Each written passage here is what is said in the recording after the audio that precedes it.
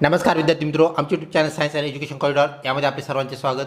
महा T paper 1 उद्वहन या अनुषंगाने परिसर अभ्यास या घटकातील आपल्याला पेपर 1 साठी तसेच विज्ञान हा जो पेपर विज्ञान आणि गणित हा जो पेपर 2 मध्ये आपल्याला घटक विभाग पाहायला मिळतो, त्यासाठी आपल्याला या प्रश्नांचा फायदा होणार आहे. तर चला करू या व्हिडिओला सुरुवात. तत्पूर्वी आपण जर आमच्या चॅनलवरती अजूनही नवीन असाल तर कृपया चॅनलला सबस्क्राईब करा. तसेच व्हिडिओ आवडल्यास नक्कीच मित्रपरिवारामध्ये शेअर करा. PTOचे पूर्ण रूप काय आहे? तर प्लीज टर्न ओव्हर हे PTOचे पूर्ण रूप आपल्याला पाहायला मिळते.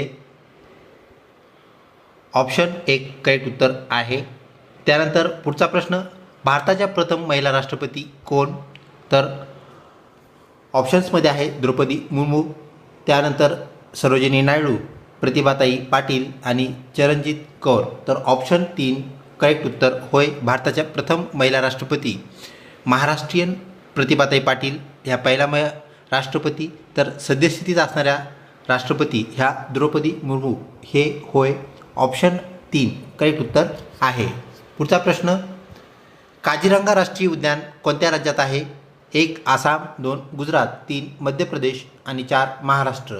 तर ऑप्शन 1 आपल्याला आसाम राज्यामध्ये काझीरंगा नॅशनल पार्क म्हणजेच काझीरंगा राष्ट्रीय उद्यान पाहायला मिळतं, जे की एक शिंगी गेंडा, तर हेही लक्षात ठेवा, एक शिंगी गेंडा यासाठी प्रसिद्ध असलेलं हे राष्ट्रीय उद्यान होय. काझीरंगा राष्ट्रीय उद्यान कोणत्या प्राण्यासाठी प्रसिद्ध आहे असाही प्रश्न आपल्याला विचारला जाऊ शकतो, तर त्याचं उत्तर आहे एक शिंगी गेंडा. त्यानंतर पुढचा प्रश्न, पिसाळलेला कुत्रा चावल्याने कोणता रोग होतो? 1 कर्करोग ज्याला आपण कॅन्सर म्हणतो, 2 कांजण्या म्हणजे चिकन पॉक्स, 3 नागिन ज्याला आपण हर्फिस झोस्टर असं म्हणतो आणि 4 रेबीज. तर ऑप्शन 4 रेबीज करेक्ट उत्तर होय. तर पिसाळलेला कुत्रा चावल्यामुळे रेबीज नावाचा रोग झालेला आपल्याला पाहायला मिळतो. नागिन हा एक विषाणूजन्य रोग आहे आणि या रोगामध्ये आपल्याला माहीत आहे अंगावरती फोड येतात आणि हे जे फोड आहेत ते आपल्या सर्क्युलर आपल्याला शरीराला ते वेटोळा घालतात, त्यामुळे या रोगाचं नाव नागिन असं पडलेलं आहे. आणि तो एक वेळा पूर्ण झाल्यानंतर आपल्याला माहीत आहे प्रचंड वेदना देणारे हे फोड असतात. तर हार्फिस झोस्टर हा वेगळा रोग आहे. तर आपलं इथं जे उत्तर आहे ते ऑप्शन 4 रेबीज करेक्ट उत्तर होय. पुढचा प्रश्न, सूर्याच्या सर्वाधिक जवळचा ग्रह कोणता? 1 बुध, 2 नेपच्यून, 3 मंगळ, 4 पृथ्वी. तर ऑप्शन 1 बुध हा आपल्या सूर्यमालेतील सर्वात लहान व सूर्याच्या सगळ्यात जवळचा ग्रह असलेला आपल्याला पाहायला मिळतो. ऑप्शन 1 करेक्ट उत्तर होय. पुढचा प्रश्न, उगवत्या सूर्याचा देश कोणत्या देशाला म्हणतात? 1 रशिया, 2 जपान, 3 अमेरिका, 4 थायलंड. तर ऑप्शन 2 जपान या देशात अतिपूर्वेचा देश, उगवत्या सूर्याचा देश, तसेच भूकंपाचा देश व पिवळ्या लोकांचा देश असेही म्हणतात. तर ऑप्शन 2 जपान करेक्ट उत्तर होय. तर रशिया जगातील क्षेत्रफळाने सर्वात मोठा विस्तीर्ण देश, त्यानंतर अमेरिका प्रगत देश आणि थायलंड हा पांढऱ्या हत्तीचा देश म्हणून ओळखला जातो. याही बाबी आपण या अनुषंगाने लक्षात ठेवाव्यात.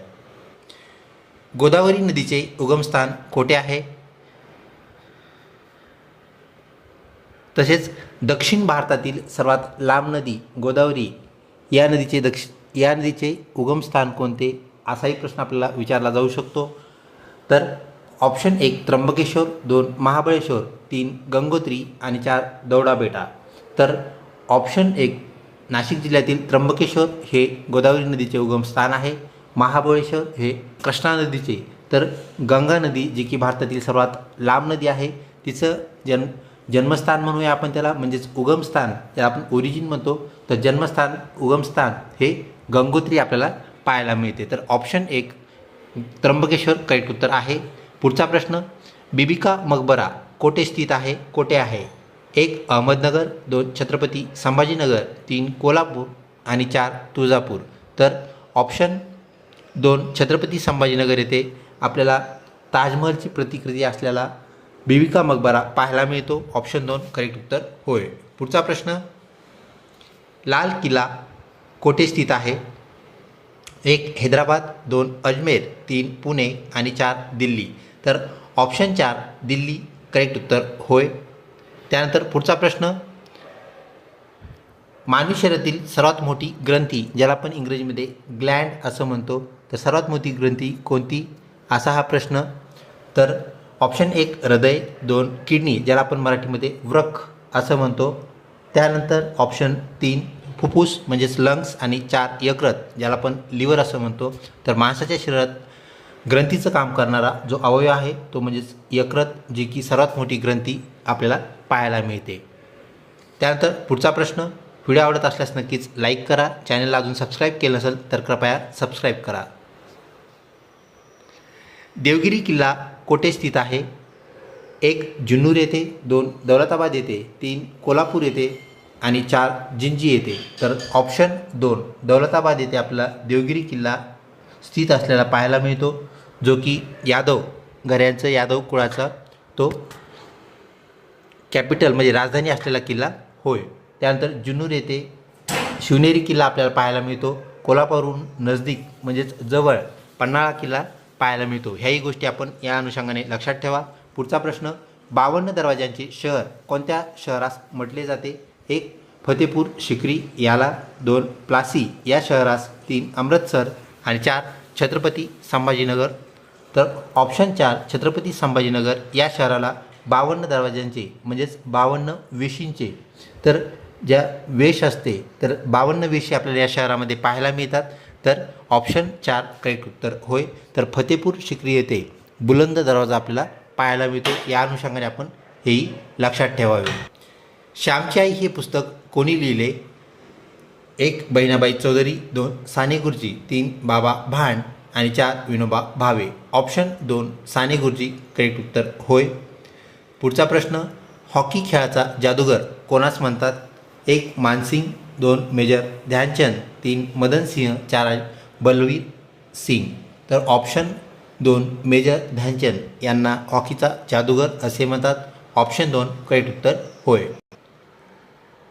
फकीरा कादंबरी कोणी लिहिली? 1 अण्णाभाऊ साठे, 2 भास्कर चंदनशिव, 3 शिवाजी सावंत, 4 यापैकी नाही. ऑप्शन 1 अण्णाभाऊ साठे करेक्ट उत्तर होय. पुढचा प्रश्न. मानवी रक्ताची चव कशी असते? 1 गोड, 2 तुरट, 3 खारट, आणि 4 आंबट. तर ऑप्शन 3 खारट. तर ते आपलं रक्त जे आहे स्लाइटली बेसिक आपल्याला असलेलं पाहायला भेटतं, आणि बेसची चव जी आहे ती खारी असते, खारट असते.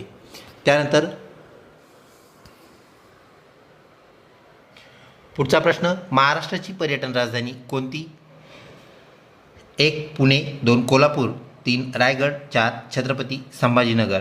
तर वेरूळ, त्यानंतर अजिंठा यासारख्या लेणी असणारे जे शहर आहेत, प्रसिद्ध वास्तू असणारे शहर आहेत, तर ते, तसेच बिबी का मकबरा, पानचक्की, विविध बाबी यांचा समावेश आपल्याला छत्रपती संभाजीनगर जिल्ह्यामध्ये पाहायला मिळतो. त्यामुळे याला आपण महाराष्ट्राची पर्यटन राजधानी असं म्हणतो. ऑप्शन 4 करेक्ट उत्तर होय. जगातील सर्वात उंच पुतळा कोणता, असा हा पुढचा प्रश्न. 1 स्टॅच्यू ऑफ लिबर्टी, जो न्यूयॉर्क येथे स्थित आहे. त्यानंतर स्टॅच्यू ऑफ इक्वॅलिटी.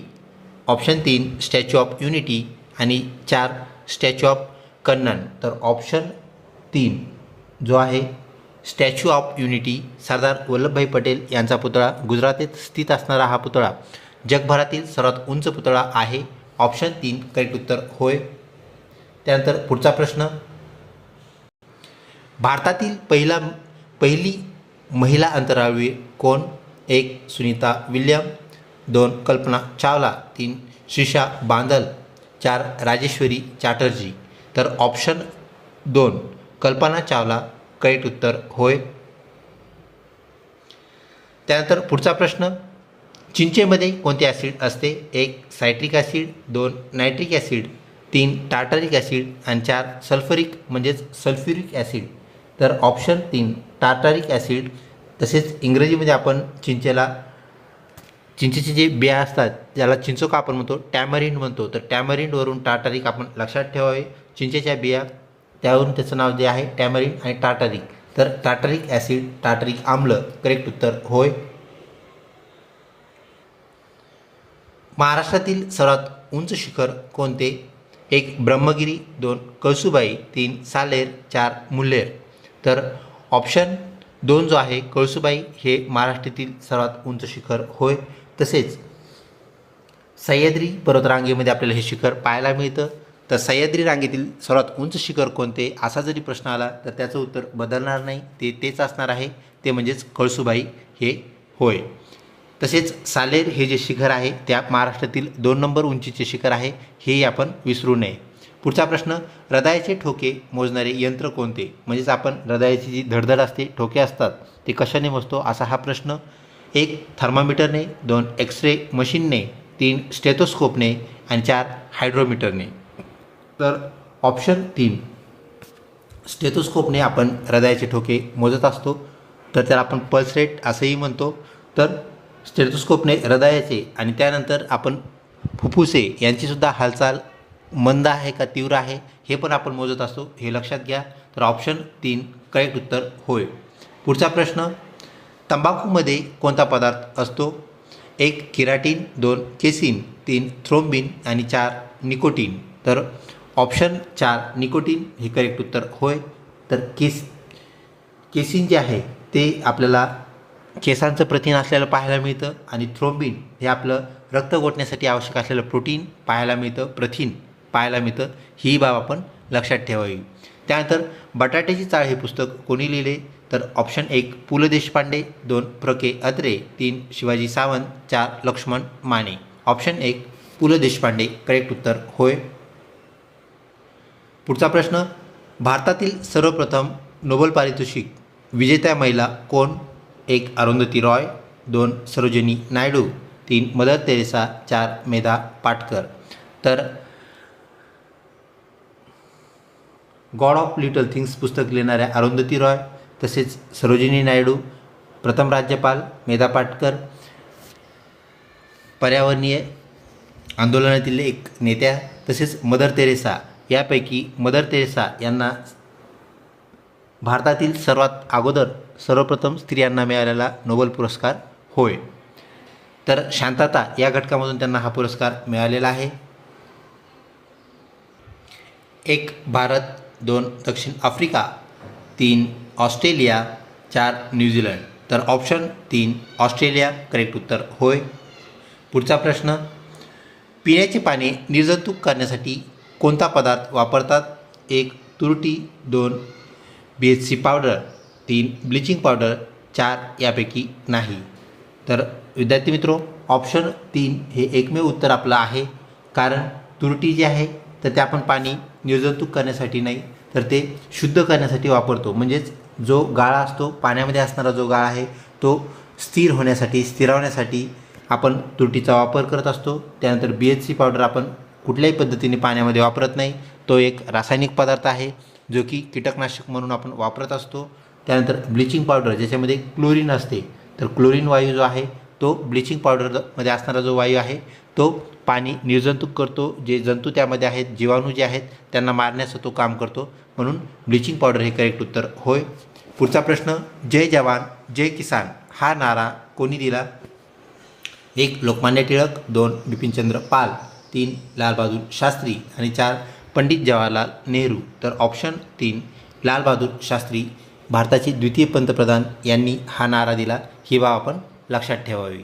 पुढचा प्रश्न, महाराष्ट्राचे सध्याचे मुख्यमंत्री कोण आहेत? 1 देवेंद्र फडणवीस, 2 एकनाथ शिंदे, 3 अजित पवार, 4 दीपक केसरकर. तर विद्यार्थी मित्रो, ऑप्शन 2 श्री एकनाथ शिंदे हे महाराष्ट्राचे सध्याचे मुख्यमंत्री होय. पुढचा प्रश्न, महाराष्ट्र राज्याची स्थापना केव्हा झाली? 1 1961ला, 2 1960ला, 3 1984ला आणि 4 1967ला. तर ऑप्शन 2 1960 म्हणजेच 1 मे 1960 हे आपलं इथे 1960 करेक्ट उत्तर आहे. तर 1 मे रोजी स्थापना झालेली आहे, म्हणून 1 मे दरवर्षी आपण 1 मे हा महाराष्ट्र दिन म्हणून साजरा करतो, हेही या अनुषंगाने आपण लक्षात ठेवावे. पुढचा प्रश्न, घड्याळात रात्री चमकणारा पदार्थ कोणता?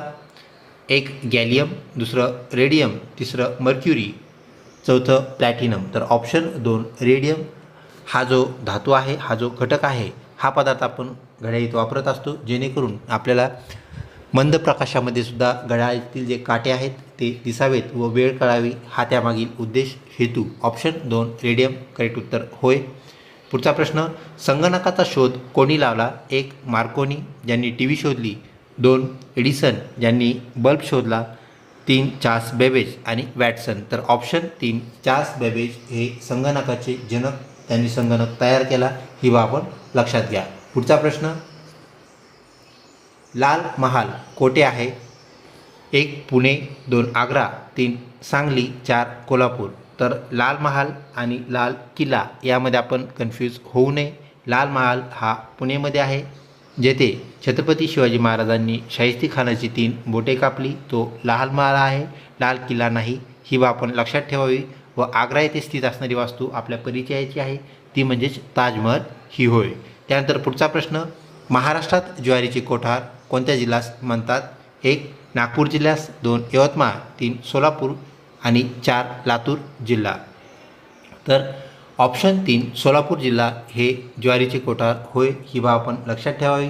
तसेच महाराष्ट्रातील पर्जन्य छायेचा जिल्हा कोणता? जिथे एकदम कमी पाऊस पडतो, परंतु तिथे आपल्याला नद्यांची संख्या चांगल्या प्रमाणात पाहायला मिळते. यामुळे सह्याद्रीकडून ज्या नद्या वाहतात, पठारावरती ज्या वाहतात, त्याचा फायदा सोलापूर जिल्ह्याला आपल्याला झालेला पाहायला मिळतो. तर ज्वारीचे कोठार आपल्याला सोलापूर जिल्हा पाहायला मिळतो. त्यानंतर यवतमाळ हा कापसाचा जिल्हा आहे. नागपूर संत्री या पिकासाठी प्रसिद्ध असलेला जिल्हा होय. व लातूर व धाराशिव हे 2 जिल्हे जे आहेत ते महाराष्ट्रामध्ये कमी पाऊस पडणारे जिल्हे आहेत. ही गोष्ट आपण या अनुषंगाने लक्षात ठेवावी. वर्षातील सर्वात लहान दिवस कोणता असतो? 1 22 डिसेंबर, 2 21 जून, 3 21 डिसेंबर आणि 4 22 जून. तर 22 डिसेंबर हा वर्षातील सर्वात लहान दिवस होय व 21 जून हा आपल्याला सर्वात मोठा दिवस असलेला पाहायला मिळतो. त्यानंतर पुढचा प्रश्न, घोडा व गाढव या 2 प्राण्यापासून म्हणजेच यापासून कोणता संकरित प्राणी तयार होतो असा हा प्रश्न. 1 झोर्स, दुसरा लायगर, 3 खेचर आणि 4 रुई. तर झोर्समध्ये विद्यार्थी मित्र लक्षात घ्या, घोडा आणि झेब्रा ह्या दोघांचा समावेश आपल्याला झोर्समध्ये पाहायला भेटतो. त्यानंतर लायगर जो आहे त्यामध्ये लायन आणि टायगर ह्याचा दोघांचा मिळून लायगर तयार होतो. तर खेचर म्हणजे असा प्राणी आहे जो की आपल्याला गाढवासारखा पळताना पाहायला मिळतो, म्हणजे त्याची रनिंग जी आहे तर ती घोड्यासारखी आहे आणि गाढवासारखं त्याचं काय आहे वजन वाहून नेण्याची कॅपॅसिटी, मग त्याला आपण कॅरिंग कॅपॅसिटी असं म्हणूया. तर कॅरिंग कॅपॅसिटी आपल्याला गाढवाचं कॅरिंग कॅपॅसिटी आणि पळण्याचं जे रनिंग आपण म्हणूया, रेसिंग म्हणूया, ते घोड्याचे गुणधर्म आपल्याला ज्या प्राण्यात एकत्र पाहायला मिळतात त्याला आपण खेचर म्हणतो. ऑप्शन 3 करेक्ट उत्तर होय. महाराष्ट्रात सर्वात जास्त पाऊस कोठे पडतो? 1 आंबाघाट, 2 आंबोली, 3 चिखलदरा, 4 माथेरान. तर ऑप्शन 2 आंबोली करेक्ट उत्तर होय. येथे आपल्याला महाराष्ट्रातला सर्वात जास्त पाऊस पडलेला पाहायला मिळतो. तर चिखलदरा व माथेरान हे आपल्याला थंड हवेचे ठिकाणी पाहायला मिळतात. चिखलदरा अमरावती जिल्ह्यामध्ये असणारं थंड हवेचं ठिकाण होय. पुढचा प्रश्न, कोणत्या घटकामुळे वनस्पतीच्या पानांना हिरवा रंग प्राप्त होतो? तर याचं जे करेक्ट उत्तर आहे ते आहे ऑप्शन 3 हरित द्रव्य, ज्याला मराठीमध्ये आपण हरित द्रव्य म्हणतो, तर इंग्रजीमध्ये आपण क्लोरोफिल असं म्हणतो. तर क्लोरोफिल जे आहे त्यामध्ये आपल्याला क्लोरोफिलचे प्रकार पाहायला मिळतात. Chlorophyll A, chlorophyll B, chlorophyll C, ज्याला आपण झॅन्थोफिल असंही म्हणतो. तर क्लोरोफिल ए हा हिरव्या रंगाचा असतो व इतर जे क्लोरोफिल आहेत त्यामध्ये अन्न बनवण्याची प्रक्रिया थोडी आपल्याला मंदावलेली पाहायला मिळते, कमी पाहायला मिळते. म्हणजेच ज्या झाडांची पानं हिरव्या रंगाची नाहीत, म्हणजेच शो प्लांट्स आपण त्याला म्हणूया, तर जे जास्तीत जास्त शो प्लांट्स आहेत तशा प्रकारचे, तर त्यांच्यामध्ये आपल्याला वाढ हळू प्रमाणात पाहायला मिळते. त्याचं कारण म्हणजे क्लोरोफिलचा अभाव, हरितद्रव्याचा अभाव. तर पानांना हिरवा रंग हरितद्रव्यामुळे, ही गोष्ट आपण लक्षात ठेवावी. त्यानंतर पुढचा प्रश्न, महाराष्ट्रात कोणत्या जिल्ह्यास तांदळाचे कोठार म्हणतात? ऑप्शन 1 रत्नागिरी, 2 पुणे, 3 सिंधुदुर्ग आणि 4 रायगड. तर ऑप्शन 4 रायगड करेक्ट उत्तर होय.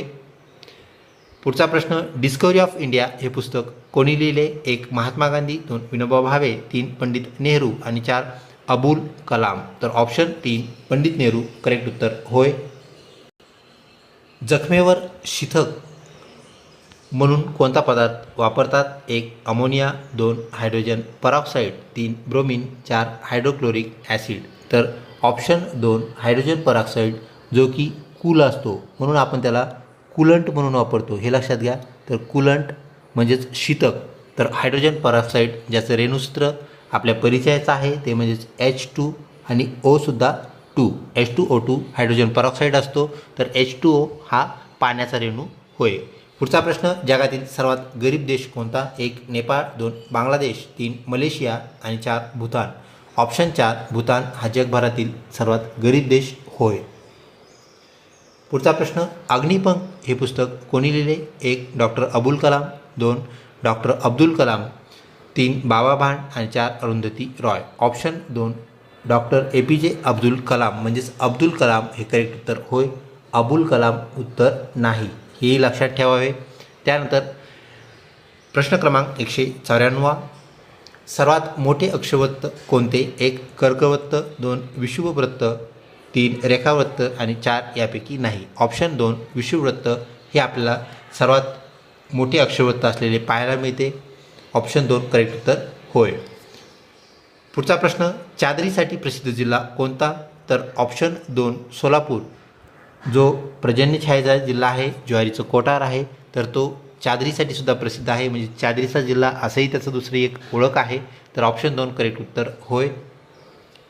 पुढचा प्रश्न, टुंड्रा प्रदेशातील लोकांना काय म्हणतात? 1 एक्स्किमो, 2 इग्लू, 3 बिश्नोई, 4 यापैकी नाही.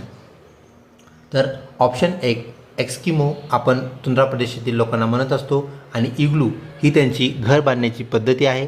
हे जे घर असतं ते कशाने बनलेलं असतं? तर बर्फाने. तर हाही प्रश्न आपल्याला विचारला जाऊ शकतो. टुंड्रा प्रदेशातील लोकांची घरे कशाने बनलेली असतात? तर बर्फ हे त्याचं उत्तर असणार आहे. ही गोष्ट आपण या अनुषंगाने लक्षात ठेवावी. त्यानंतर पृथ्वीला सर्वाधिक दूरचा ग्रह कोणता? असा हा प्रश्न. तर आपल्या सूर्यमालेतील जे 8ही ग्रह आहेत त्यामध्ये आपल्याला शेवटच्या ग्रहाचा क्रम सांगायचा आहे. याचं उत्तर आपण कृपया कमेंटमध्ये द्यावं. त्यानंतर पुढचा प्रश्न, ECG तंत्रज्ञान कोणत्या रोग निदानासाठी उपयुक्त आहे?